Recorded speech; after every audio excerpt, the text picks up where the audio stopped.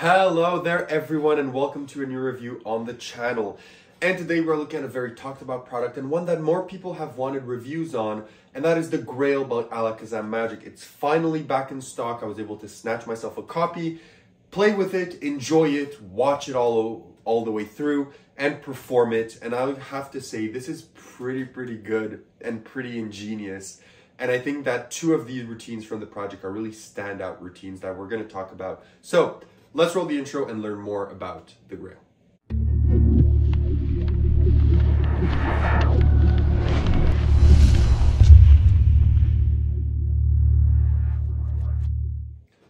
Perfect, so you decide to stick around, which means you want to learn more about the Grail. So what is the Grail? Well, essentially the Grail is an any card at any number or card at any number. I know there's going to be discussions, oh, this is a card at any number. Oh no, this feels like an any card at any number. It's that type of effect, okay? I don't know what label to put on it. To me, these type of effects are any card at any number because to the eyes of the spectator, it truly is any card, even though if for you it's maybe a set card. Like, yeah, you know what I mean? So however you want to call this is what the effect is. I'm going to perform one of my favorite versions to you. It's not the impromptu one, even though that's my favorite, but I think that if I am going to do one in a more professional setting, I would rather do this one. So the routine is simple. You introduce a card in an envelope and you say, this is a card clearly from a different deck in an envelope. And what I want you to do is I want you to hold this. So I'm going to place it here. I hope it doesn't go into a black card and it disappears on the mat. I hope you can still see it. But then you proceed to tell the spectator that you have lived through something really interesting a few days ago, because you were playing around with your cards and you were just randomly shuffling them and playing around with them, thinking of something. And at one point you just thought of a number. And as you were shuffling the cards, some of them dropped, you picked them back up, and then just for the sake of it, you went through the cards and looked at the card at the specific number, and it was the exact card that the spectator chose the night before, and you were you didn't know how that happened. It was a 1 in 50, you don't know, you were completely baffled. So what you did is you didn't change the order of the cards, you just took all of the cards, you placed them in the box, and you placed the card that the person was thinking of the night before inside of this envelope. And what we're going to do is the same thing with you. I want you to think of any number from 1 to 52. If you make it 1 or 52, it's going to be a bit anticlimactic and boring, so I invite you not to do that. But apart from that, think of any number. Let's say they go for 6. Let's say they go for 6. That's the number, that's a number that I had to happen to me in yesterday's performance. Someone named 6, so we're going to go for 6. So you say, perfect. Are you sure? Do you want to change your mind? Do you want to keep 6? So you then proceed to take out the cards from the box, just like this. Let me make sure there's all of them. Perfect, that's all the cards. And you would tell your spectator to take the cards in their hand and spread through to see that all the cards are different. So they could spread out, they would see that all the cards are different. And you tell them to deal 5 cards here and deal the 6th card here. So they would deal 1, 2, 3, 4, 5. And that would be the 6th card. And you tell them, you can see all the cards are different. You could have had any other card, but you ended up on the Ace of Clubs on that. So you thought of number 6, just like me that night. I have thought of a number. It was also 6. I know you don't believe me that it was 6. It sounds impossible, but I also thought of the number 6. And it was, of course, the Ace of Clubs in that position. Because inside of this envelope, there was one card and one card only. And the card that the spectator had selected the night before, and the puzzle that I still have yet to solve, is how even you happen to think of the exact number and the Ace of Clubs was the exact card. Again, at that specific number, I have no idea. Now, that is a really weird performance that I just did for you of this effect. I kind of got sidetracked in it, again, because I don't have a spectator, so sometimes I get sidetracked in my script. But yeah, you get kind of an idea of what this is any number, truly any number that they name, apart from like maybe 1 or 52, is going to be the card that you predicted, okay? So now that you know what this is, let's talk about where you get this, how much does it cost, and what do you get. So you can buy this exclusively from ALAKAZAM Magic. It will set you back I think it is 40 pounds because it is a bit more expensive, like 60 something Canadian dollars, which I imagine is around 40 pounds. And what you get is this big box. Inside of this big box, you get a few things. Let me just make sure I hide that. But you get a gold envelope. Inside of this gold envelope, you get your, what you need to perform this version of the effect, which is essentially you get this black envelope with a card from another deck.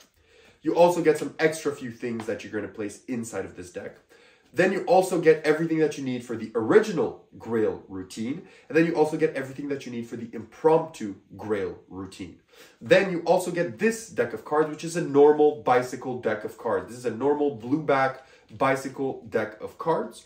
And then you also get a red deck of cards, which is a gimmicked deck of cards that will allow you to do the Grail as well.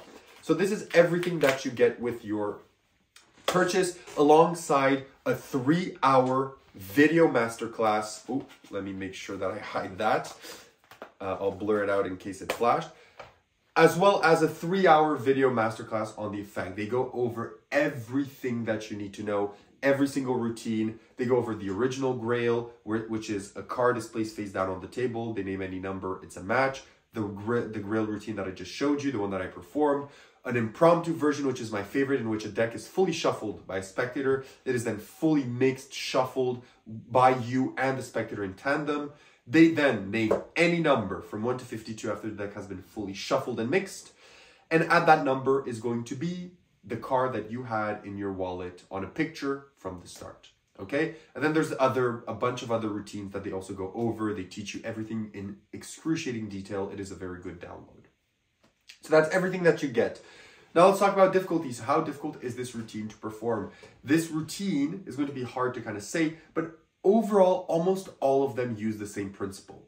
I mean, in working, whether it's the impromptu version, the stacked version, the gimmicked version, most of them use the same subtlety.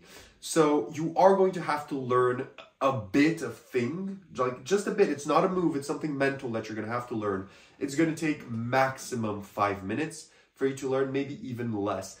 But if you know that thing, you're going to be able to perform this effect almost immediately. And as you saw, there's no sleight of hand here. There's no double lifts or bottom deals or anything. The spectator deals the cards.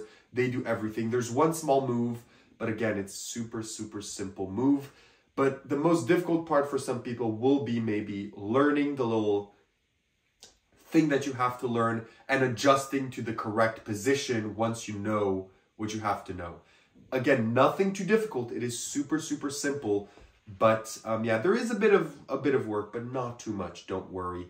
But so I would still place it not beginner, but not intermediate. Like if you've been doing Magic for a bit, you'll be able to do this. So I'd say between beginner and intermediate in terms of difficulty. Now let's talk about practicality. So what do you have to carry around if you want to do this? It depends on your routine. If you want to do the impromptu version, well, I mean, nothing really. As long as you can find a deck of cards that is a full deck of 52 cards and you have your wallet with you to have the picture of the card in it, you're good to go. So for that version, for example, you just need your wallet. If you want to do the version that I did, you're going to need the little envelope and the blue deck of cards. If you want to do the original Grail, well, you're going to need the card that you're going to put on the table as well as the deck. If you're going to do the gimmick deck version, which is the one with 1 or 2 decks, then you're going to have to carry that around. So it depends on what version you're going to do, what you carry around. In my opinion, if I am planning to go somewhere and do something, I usually have a deck with me, so I'll just have a normal deck and do the impromptu Grail version. Okay, I'm going to be honest. If I am doing a show where I have kind of my mat and my own place where I can take my decks and my gimmicks and be hid from view, I will perform the one with the gimmick deck, the normal blue deck, right? So I will perform that one with the envelope. So depending on that, I carry around with me either just a normal deck that is just normal with my wallet, or I carry around the little envelope with the blue deck. That's what I carry around, so that's what you probably will as well. Now, in terms of table, I think this doesn't need a table, but it will benefit from a table. The impromptu version needs a table. So I'm going to be honest with you up front. If you want to do the impromptu version, you will need a table. That's it. So you cannot do the impromptu version without a table. The other versions you can do without a table. So if you want to do the one that I did with you with the envelope, you can just have the spectator count the cards in your hand and keep the 6th card on the deck or whatever. So that one you could do without a table, but if you want to do the impromptu one, heads up, you will need a table. But apart from that, you can do without a table. So let's talk now about inspectability. Are these inspectable? The impromptu version, fully inspectable. The one with the red deck, not inspectable. The one with the blue deck, semi-inspectable. I mean, you ask the spectator to look through and see that all the cards are different and whatever. So they don't really feel that it's something fishy, right? And even if they look through it, they may not really see what's going on. So I would say inspectable for the impromptu, uninspectable at all for the gimmicked deck version, and semi-inspectable for the version in between, okay? In terms of angles, the angles for this are pretty much 360 for probably all of the routines, maybe except the gimmick deck version, maybe not really 360, but most of it is 360 angles. In terms of repeatability, however, it will always be the same outcome. So even if you do the impromptu version, it will always be the same outcome. So that is something to keep in mind. So whether you do the gimmick deck version, the normal deck version, or the impromptu, it will always be the same outcome. Now, for the impromptu version, you could prepare your own pictures, like they already prepare one for you. But if you want, you could make your own pictures and have it be different cards. If you want to go through it and pay maybe 20 bucks and get 52 pictures made for you, then, you know, go for it and have all outs and you change it at every table. But in the way that with what you get, it is only one outcome. But for the impromptu version, you can change it easily. And for the other versions, you could change it as well from performance to performance. But again, it's going to add a bit. You don't want to go from table to table and have to always do the reset and thing, right? The reset as well, talking about the reset of the tricks itself, there is none. It resets instantly. But if you do want to change out the prediction to maybe have a different one for a different table, then you will have to maybe do a 10-second or 15-second reset. Okay? So now that we know all of this, let's talk about where you perform. So where can you perform the Grail? And that is anywhere. You can do this on Zoom. You can do this close up. You can do this on stage. They share a stage version and a stage performance to show you exactly how it plays on stage. So you can pretty much play this anywhere that you want, as long as you want to do it. Now that everything has been laid out on the table, let's get into the positives and negatives of the Grail. And as always, we will start with the negatives. What are the negatives of this effect?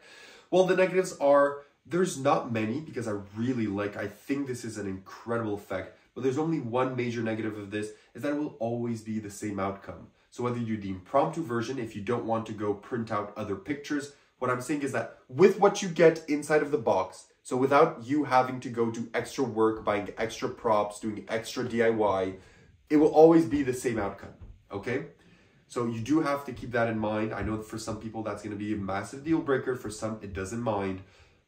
But you do have to know that from the get-go, because that's really the only negative of this effect. Now, what are the positives? One, it is relatively easy to do. It is fooling. It is very fooling. Any number can be named. Like I said, apart from maybe 1, 52, 51, or 2, you can get out with most of any number in between that.